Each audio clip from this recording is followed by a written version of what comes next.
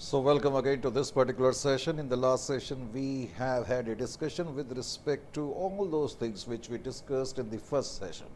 Correct? तो बेटे standard में जो चीज़ें दी थी और जिसके बारे में इंफॉर्मेशन हमने आपको फर्स्ट सेशन में दी थी उसकी चर्चा हम कर रहे हैं। सेकंड सेशन में हमने उसके बारे में लिखा, थर्ड सेशन में भी हम उसके बारे में लिखेंगे। हम बात कर रहे थे कि एक्विजिशन मेथड यूज़ होता है बिजनेस कॉम्बिनेशन की अकाउंटिंग के लिए। उसके अंदर 4 स्टेप है और 4 स्टेप, चौथा स्टेप हम कर रहे थे, measurement of aforementioned item shall be at fair value.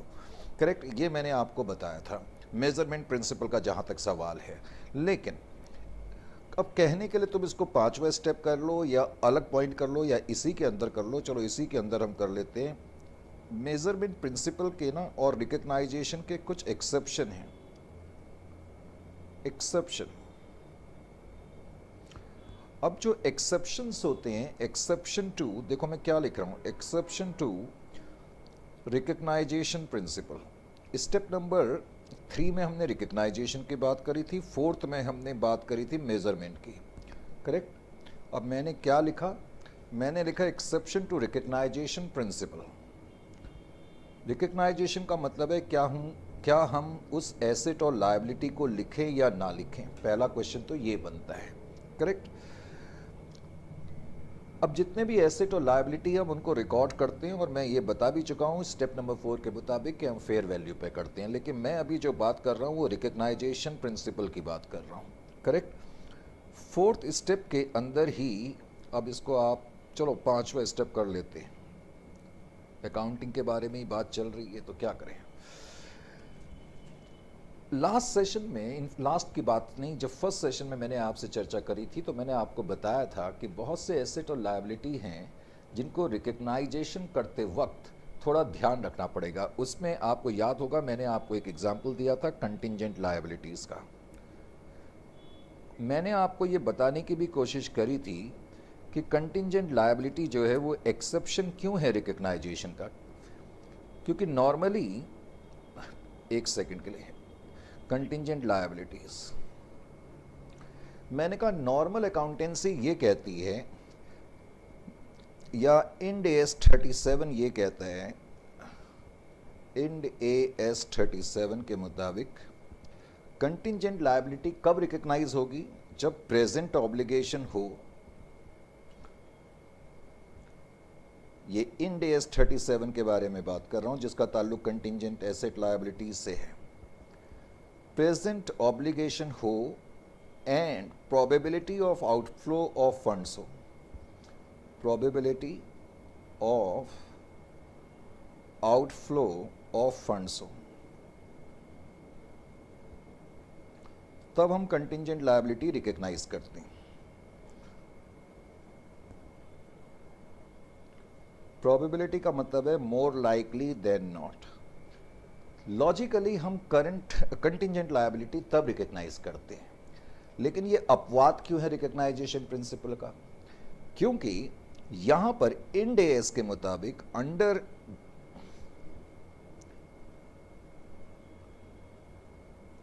End AS 103, Ind AS 103 जिसका कि ताल्लुक बिजनेस कॉम्बिनेशन से है, हम कंटिंजेंट लायबिलिटी रिकग्नाइज करेंगे irrespective of the fact whether there is probability of outflow of funds और not. इसलिए ये जो है अपवाद है। समझ में आया? Under Ind AS 103 contingent liabilities shall be recognised, shall be recognised. हम उसको रिकग्नाइज करेंगे। क्यों करेंगे ये मैंने आपको बताने की कोशिश करी है। Shall be recognised irrespective of the fact, चाहे probability of outflow of funds हो या ना हो, irrespective of probability is irrespective of outflow of funds or not।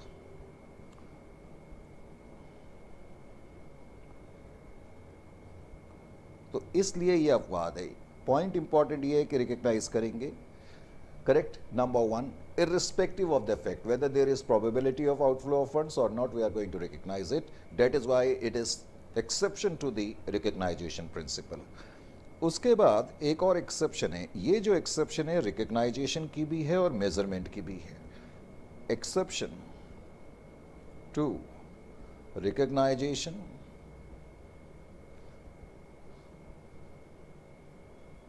exception to recognition and measurement, correct, and measurement.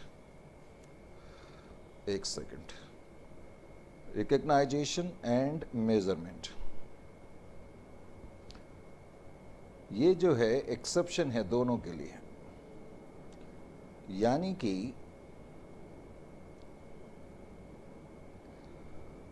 पहले तो इसके अंदर item कौन से हैं, इसके अंदर आइटम स्टैंडर्ड के मुताबिक है, एक तो इनकम टैक्सेस,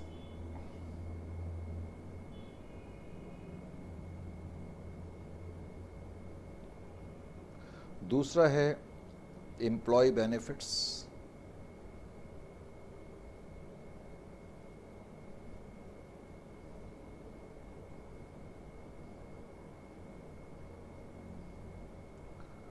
और तीसरा है इंडिम्निफिकेशन एसेट। मैंने आपको फर्स्ट सेशन में इंडिम्निफिकेशन एसेट्स के बारे में बताया, हालांकि इसकी चर्चा हम बाद में भी करेंगे। इंडिम्निफिकेशन एसेट,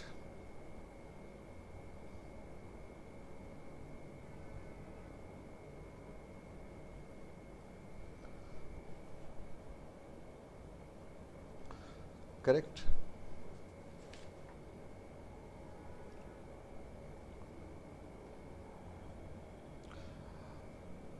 अब उसने कहा है कि there is an exception to recognition and measurement. इनके रिकग्नाइजेशन की भी एक्सेप्शन है और मेजरमेंट की भी एक्सेप्शन है।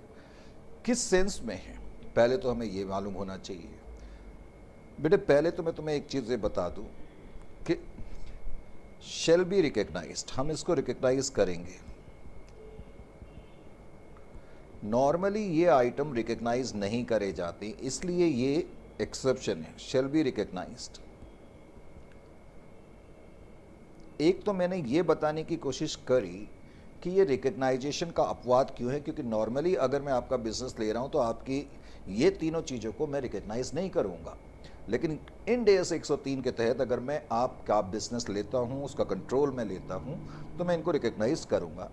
इसलिए ये रिकग्नाइजेशन का मैंने कहा अपवाद हो गया। अब मेजरमेंट का किस सेंस में है, क्योंकि नॉर्मली मैंने बताया कि हम जितने भी आइटम्स हैं जो एसेट और लायबिलिटी टेक ओवर करते हैं उनको फेयर वैल्यू पे मेजर करते हैं, तो इनकी जो रिकग्नाइजेशन होगी ना वो फेयर वैल्यू पे नहीं होगी।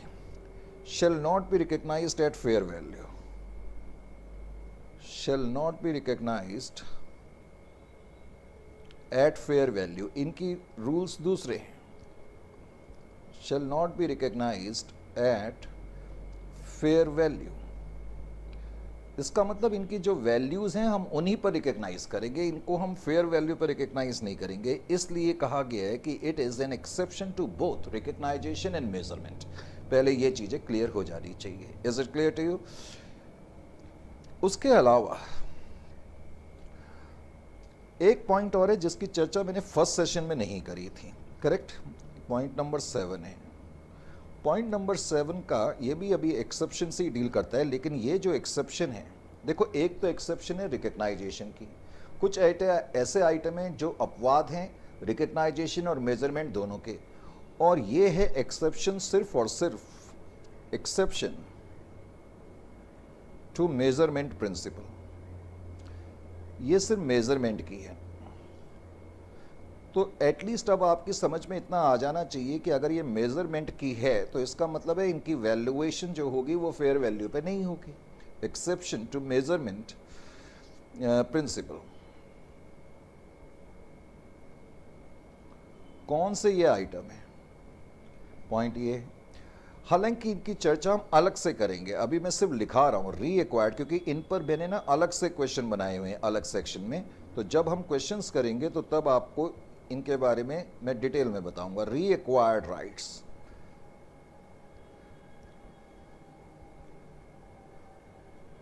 री एक्वायर्ड राइट्स का मतलब है जैसे मैंने आपको पेटेंट दिया हुआ है 10 साल के लिए, लेकिन 4 साल के बाद मैंने वो राइट आपसे ले लिया, तो वो राइट जो मैंने आपको दिया था री एक्वायर कर लिया मैंने। कोई फ्रेंचाइजी दी थी उसी को मैंने टेक ओवर कर लिया, अपना ही राइट मैंने वापस ले लिया। ये री एक्वायर्ड राइट्स है। इसी तरह से शेयर बेस्ड पेमेंट, इस ये तो चैप्टर ही अलग है।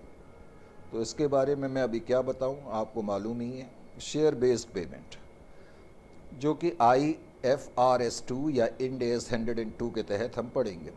Share based payments,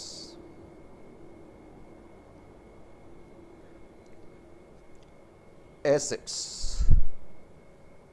held for sale. बेटे एसेट्स हेल्ड फॉर सेल, इसके लिए अलग इंड AS है, इंड AS 105। अब क्या लिखा है, exception to measurement principle. Suppose मैंने आपकी एंटिटी को टेक ओवर करा, आपकी एंटिटी का कंट्रोल मेरे पास आ गया, करेक्ट। आपके कुछ रीएक्वायर्ड राइट्स थे, शेयर बेस्ड पेमेंट थे जो अब हमने टेक ओवर कर ली। आपके एसेट्स हेल्ड फॉर सेल थे, कुछ एसेट ऐसे थे क्योंकि बैलेंस शीट में जो एसेट हेल्ड फॉर सेल लिखे होते हैं उनको अलग से दिखाना पड़ता है, वो भी हमने टेक ओवर कर लिए। अब पॉइंट ये है कि इनके मेजरमेंट कैसे होगी। तो ये मैंने बताया कि ये मेजरमेंट प्रिंसिपल जो है उसका एक्सेप्शन है। एक्सेप्शन का मतलब ही है shall not be measured at fair value. इसका मतलब है हम इनको फेयर वैल्यू पे मेजर नहीं करेंगे। Shall not be measured at fair value.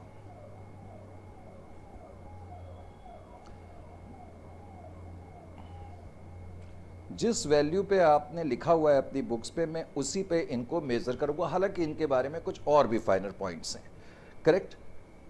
तो अकाउंटिंग करते वक्त बेटे हमें इतनी चीज़ों का ध्यान रखना पड़ेगा। अगर आपको याद होगा तो मैंने जो ये स्टार्ट करा था, मैं तो खुद ही भूल गया कौन सा पॉइंट हमारा चल रहा था। ये तो फिलहाल एक्विजिशन के हमने अंदर स्टेप लिख रहे थे, यानी कि अकाउंटिंग के तहत लिख रहे थे, करेक्ट। तो अब अकाउंटिंग के तहत ही एक और स्टेप हो गया, अकाउंटिंग के तहत एक और स्टेप हो गया।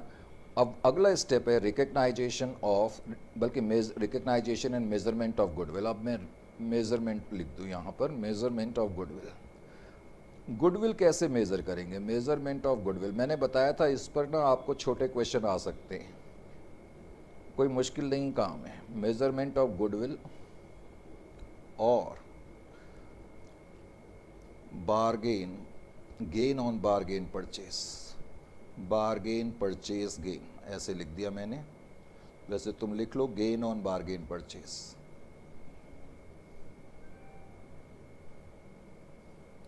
करेक्ट।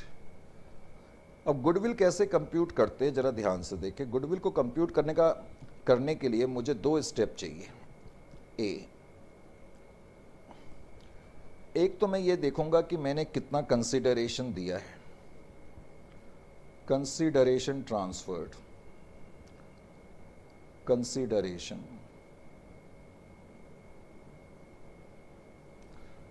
ट्रांसफर्ड।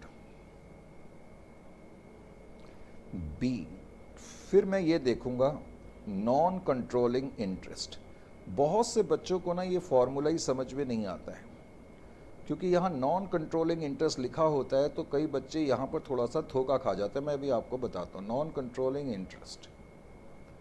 हालांकि इसमें एक तीसरी चीज़ भी आती है, लेकिन अभी मैं वो लिखा करके ना आपको कंफ्यूज नहीं करना चाहता। अभी आप मान के चल लो कि हम गुडविल ऐसे कंप्यूट करेंगे। क्या हम 99.99% ऐसे ही कंप्यूट करेंगे। ये जो चीज़ें मैंने आपको दी हैं, एक तो मैं इनका टोटल कर लूँगा, इसको मैं ब्रॉडली ए बोल देता हूँ, फिर बी, कैपिटल बी। फिर मैं ये देखूंगा कि आपसे मुझे नेट एसेट्स कितने मिले, नेट आइडेंटिफाइबल एसेट।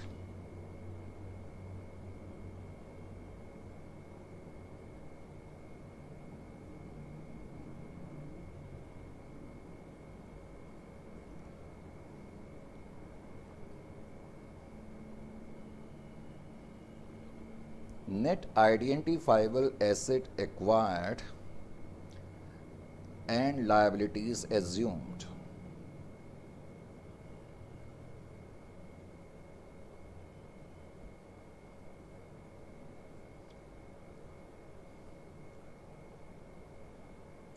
सपोज आपके नेट एसेट 10 लाख के हैं, लायबिलिटी 3 लाख की है, तो नेट आइडेंटिफाइबल एसेट एक्वायर्ड कितने हो गए, 7 लाख हो गए। अब ध्यान दें, इफ अगर ए की फिगर ग्रेटर देन बी है, यानी कि this is bigger than this, तब तो इसका मतलब है आपने पैसा ज़्यादा दिया, आपके पास माल कम आया, इसका मतलब आपको लॉस है, इसलिए इसको हम गुडविल बोलेंगे, क्योंकि गुडविल का मतलब कैपिटल लॉस ही होता है।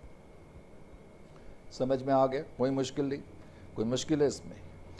If B is greater than A, B is greater than A का मतलब है कि आपके पास एसेट ज़्यादा है, आपने कंसिडरेशन कम दिया, तो इसका मतलब ये कैपिटल रिजर्व है।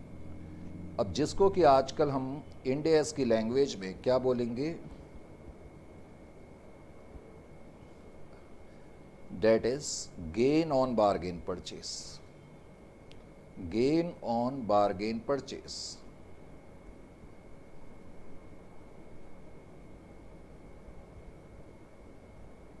Gain on bargain purchase. समझने की कोशिश करें। सपोज ये एंटिटी ए है, एंटिटी ए एंटिटी बी के बिजनेस को टेक ओवर कर रही है, कंट्रोल ले लिया इन्होंने। एंटिटी ए ने 70% स्टेक्स एंटिटी बी में एक्वायर कर लिए, तो इसका मतलब A is acquirer and B is acquiree company, correct? जिस दिन हमने स्टेक्स एक्वायर करे, fair value of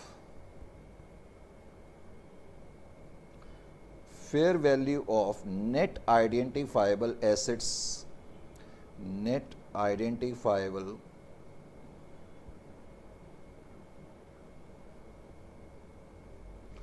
B limited के नेट आइडेंटिफाइबल एसेट्स जो थे, सिंप्लिसिटी के लिए मान लेते हैं 5 लाख के थे। देखो ये फेयर वैल्यू मैंने बताई, हो सकता है इनकी बुक वैल्यू 3 लाख हो या 6 लाख हो, इससे हमें कुछ लेना देना नहीं, हम ये देखेंगे फेयर वैल्यू कितनी है जिस दिन हमने एक्वायर करा, on the date of acquisition. अब मान लेते हैं कि जो ए लिमिटेड है, ए लिमिटेड 70% स्टेक्स एक्वायर कर रही है। For acquiring 70% stakes, A limited जो कंसिडरेशन दे रही है, कंसिडरेशन,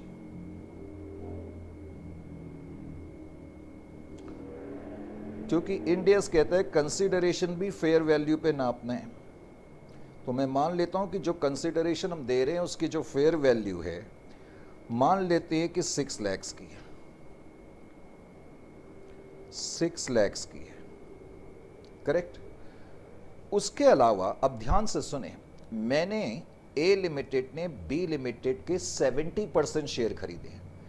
इसका मतलब अब जो ये एंटिटी बी है, ध्यान से सुनना है, अब ये जो एंटिटी बी है ये आपके कंट्रोल में है, क्योंकि इसके 70% शेयर्स आपने खरीद लिए, लेकिन 30% शेयर्स तो आपने नहीं खरीदे ना भाई। 30% शेयर आपने थोड़ी खरीदे, आपने नहीं खरीदे हैं। इसका मतलब बी लिमिटेड के जितने भी एसेट और लायबिलिटी हैं, टेक्निकली उसमें 70% आपका शेयर है और 30% ये क्या माना जाएगा, नॉन कंट्रोलिंग इंटरेस्ट, क्योंकि इतना इंटरेस्ट आप कंट्रोल नहीं कर रहे हैं। भाई एक आदमी को मैंने 30,000 रुपये दे दे, मैं या तो उसको 30,000 रुपये दे दूं, या मैं उसको ऐसे कह दूं, भाई मैंने को 30,000 रुपये दे दे हैं, तू ऐसा कर ले, मेरे बिजनेस के प्रॉफिट में 30,000 ले जा। बात एक ही है या नहीं है? मैंने 30,000 देने के बजाय मैंने कहा मेरे प्रॉफिट का 30,000 रुपीज़ तू ले जा, बात एक ही है। मैं तुम्हें समझाने की कोशिश क्या कर रहा हूँ, एंटिटी बी अब हमारे कंट्रोल में है तो सही, और एंटिटी बी को अपने कंट्रोल में लेने के लिए मैंने क्या करा, ध्यान से सुने। अब यहाँ ये पॉइंट जरा समझने वाला है। मैंने consideration, fair value of consideration, हालांकि बाद में जब गुडविल से रिलेटेड क्वेश्चंस करेंगे तब मैं पूरा लिखूंगा, अभी मैं सिर्फ समझा रहा हूं। मैंने कंसिडरेशन कितना पे करा, सर आपने कंसिडरेशन जो पे करा उसकी फेयर वैल्यू 6 लाख है, गुड। मैंने 6 लाख रुपए का कंसिडरेशन पे करा, यहां तक कोई प्रॉब्लम? No problem. मैंने कहा कि हम, जब मैं आपको गुडविल कंप्यूट करना सिखा रहा था या सिखा रहा हूं, तो मैंने बताया कि यहां पर नॉन कंट्रोलिंग इंटरेस्ट हम लिखते हैं या स्टैंडर्ड लिख देता है, बच्चों को समझ ही नहीं आता है नॉन कंट्रोलिंग इंटरेस्ट का मतलब क्या है। बाबा समझें, आप एंटिटी बी को अपने कंट्रोल में ले रहे हैं, लेकिन आप पूरी तरह कंट्रोल में नहीं ले पा रहे हैं।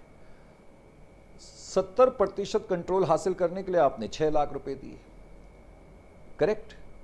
इसका मतलब जो एंटिटी बी है उसमें उसके जितने भी एसेट और लायबिलिटी हैं 70% पर तो आपका अधिकार है, लेकिन 30% पर अभी भी अधिकार उन 30% शेयर होल्डर का है, जिसको नॉन कंट्रोलिंग इंटरेस्ट होल्डर बोलेंगे, जो शेयर अभी भी आपके पास नहीं है एंटिटी बी के। बात समझ में आई? इसका मतलब क्या है, हम मान लेते हैं कि जो नॉन कंट्रोलिंग इंटरेस्ट होल्डर है, करेक्ट, जो नॉन कंट्रोलिंग इंटरेस्ट होल्डर है, उनकी जो फेयर वैल्यू है, यानी कि उनके पास जो शेयर हैं उसकी जो फेयर वैल्यू है वो 3 लाख है। उनके पास जितने भी शेयर है, यानी कि अगर मैं, ये 3 लाख का मतलब भी क्या है, अगर एंटिटी ए इन शेयर होल्डर से, नॉन कंट्रोलिंग इंटरेस्ट की बात कर रहा हूं, इन शेयर होल्डर से इनके शेयर भी खरीद ले आज, तो पूरे 100% शेयर हमारे पास आ जाएंगे, लेकिन उनके शेयर खरीदने के लिए हमें 3 लाख रुपए देने पड़ेंगे।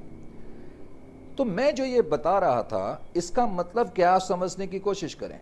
इसका मतलब ये है कि मैं 6 लाख डायरेक्टली एंटिटी बी को दे रहा हूं, क्योंकि मैंने उसके एसेट और लायबिलिटी ले ली। अब सारे एसेट और लायबिलिटी ले ली, लेकिन सारे एसेट और लायबिलिटी में इतने तक का हिस्सा नॉन कंट्रोलिंग इंटरेस्ट होल्डर का है, 30% हिस्सा नॉन कंट्रोलिंग इंटरेस्ट होल्डर का है। आप इस बात को समझने की कोशिश करें। जो नॉन कंट्रोलिंग इंटरेस्ट होल्डर है उनका हिस्सा 3 लाख रुपए का है। जैसे कि मैं बता रहा था, मैंने एक आदमी को 30,000 रुपए देने, मैं या तो 30,000 कैश दे दूं या उसको बोलूं मेरे प्रॉफिट में से 30,000 ले जा।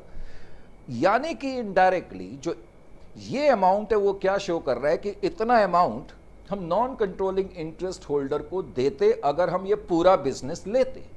यानी कि इस बिजनेस पे कंट्रोल स्थापित करने के लिए डायरेक्टली मुझे 6 लाख देने पड़े। अब आप यूं मान करके चलें कि 3 लाख इनडायरेक्टली आपको देने पड़े। इसलिए स्टैंडर्ड कहता है कि ये नॉन कंट्रोलिंग इंटरेस्ट को भी आप कंसिडरेशन का ही हिस्सा माने।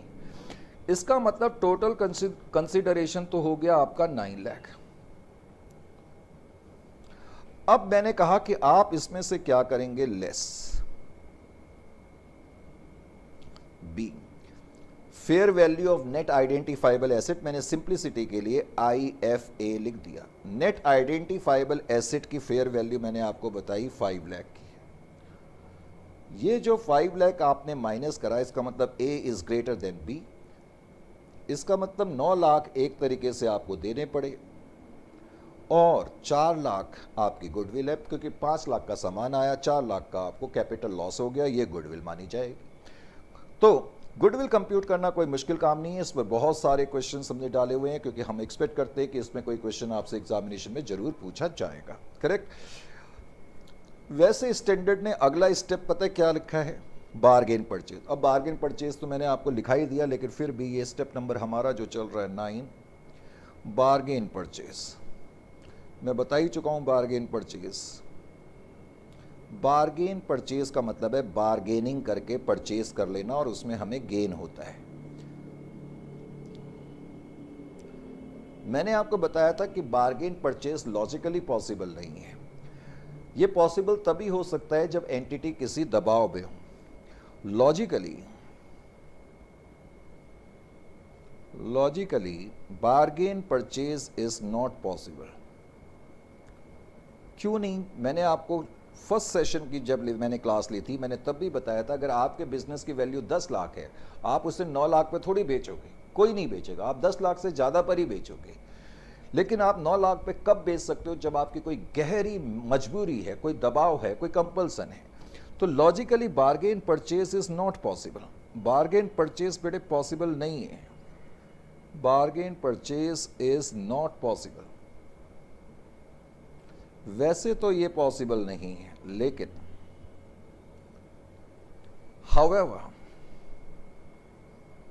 however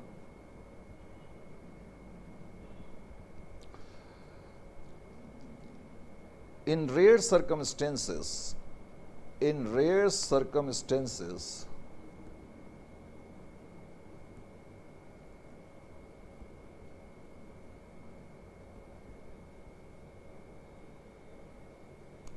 when selling entity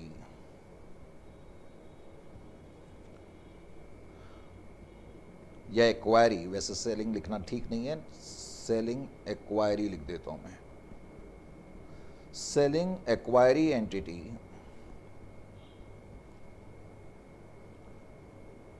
is under compulsion, अगर वो किसी दबाव में है, कंपल्सन है, जिसको हम बिजनेस की लैंग्वेज में फोर्स्ड सेल कहते हैं, करेक्ट, इज अंडर कंपल्सन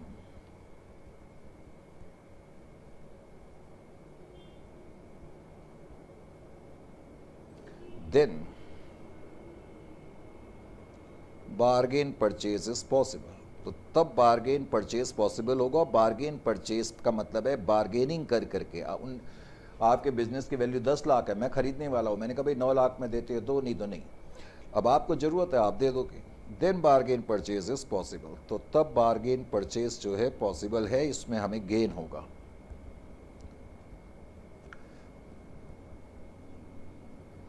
तो ये पॉइंट भी आपको समझ में आना चाहिए, करेक्ट। जब आप अकाउंटिंग करेंगे तो कंसिडरेशन वर्ड आपको बार बार फेस करना पड़ेगा। कंसिडरेशन का मतलब आपको मालूम ही है, मैंने कई बार अब बता दिया है आपको पहले से भी, लेकिन मालूम ही है। कंसिडरेशन वो अमाउंट है जो आप देंगे एक्वायरी को, नो डाउट अबाउट इट। अब ये मैं नहीं लिखाऊंगा, ये सभी को मालूम है। मेन पॉइंट जो मुझे लिखाना है वो ये कि consideration transferred is measured at fair value. हालांकि ये भी मैं आपको बता चुका हूं, कंसिडरेशन ट्रांसफर्ड, जो कंसिडरेशन आप ट्रांसफर करेंगे, consideration transferred in a business combination, in a business combination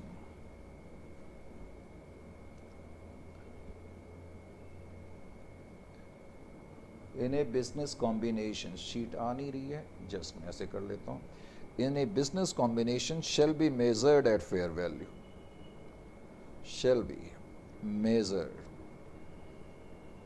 eight fair value. ये मैंने अभी अभी कुछ लम्हा पहले भी आपको बताया था, मेजर्ड एट फेयर वैल्यू। एक और पॉइंट मुझे बताना है, वो ये कि जो कंसिडरेशन आप ट्रांसफ़र करेंगे, तो कंसिडरेशन आप किसी भी रूप में ट्रांसफ़र कर सकते हैं, करेक्ट। किसी भी रूप का मतलब है फॉर्म्स ऑफ कंसिडरेशन, आप जरूरी नहीं है कि कैश ही दें, फॉर्म्स ऑफ कंसिडरेशन, आपकी कंसिडरेशन की कोई भी मोड ऑफ पेमेंट हो सकती है। फॉर्म्स ऑफ कंसिडरेशन जैसे कि आप कैश दे सकते हैं, ऑफ कोर्स, आप अदर एसेट्स दे सकते हैं।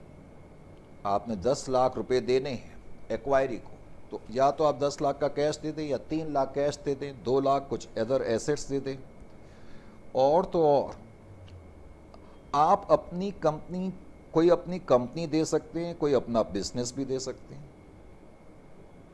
समझ में आया, अपनी कोई सब्सिडियरी भी दे सकते हैं, स्टैंडर्ड अलाउ करता है। इसका मतलब है जो कंसिडरेशन में ट्रांसफ़र कर रहा हूँ वो ज़रूरी नहीं है मैं कैश में करूँ, या शेयर कैपिटल दे सकते हैं, इक्विटी शेयर, प्रेफरेंस शेयर, आप किसी भी रूप में पेमेंट कर सकते हैं। यहाँ तक कि आप वारंट्स भी दे, ऑप्शन और वारंट्स भी दे सकते हैं, जो आपने फाइनेंशियल मैनेजमेंट में पढ़े हैं, नहीं भी पढ़े हैं तो इंड AS 109, 107 और 32 में पढ़ोगे। हमने उसमें 39 लेक्चर्स लिए इंड AS 107, 109 और 32 को करने के लिए, और तकरीबन 85 या 100 हमने इन क्लास सॉल्यूशंस उसमें करी हैं। खैर एनीवे, पॉइंट पहले ये समझना है कि कंसिडरेशन से संबंधित चीज़ें आपको मालूम होनी चाहिए, करेक्ट।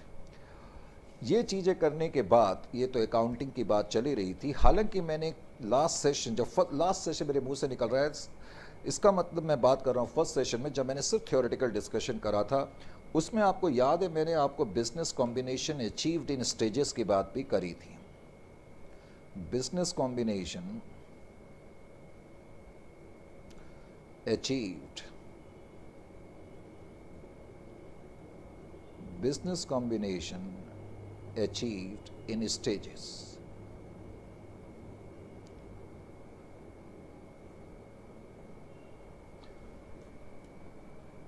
मेरे को ये क्लास ज़रा रोकनी पड़ेगी। अब इसको मैं नेक्स्ट सेशन में वैसे भी स्टार्ट करूँगा, क्योंकि अनफॉर्चुनेटली या फॉर्चुनेटली कह लो, मुझे कुछ इंस्ट्रक्शंस देनी है, बाहर कुछ लोग वेट कर रहे हैं, उनको भी और स्टाफ को भी। ठीक है, तो इस सेशन को फ़िलहाल मैं यहीं रोक रहा हूँ।